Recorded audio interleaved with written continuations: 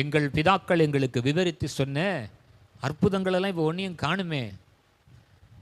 ஜெப வீரர்களை காணுமே, விசுவாச வீரர்களை காணுமே.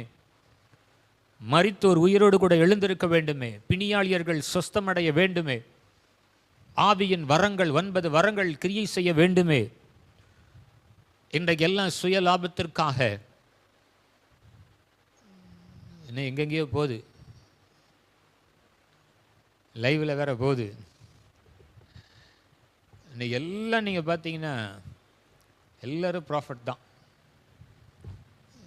கர்த்தருக்கு ஸ்தோத்திரம்.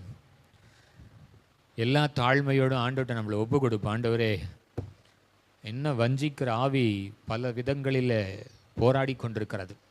சபைகளுக்குள்ளாய் வஞ்சிக்கிற ஆவிகள், ரட்சிக்கப்பட்டு ஞானஸ்தானம் எடுத்ததற்கு பின்பும் போராடுகிற வஞ்சிக்கிற ஆவிகள்,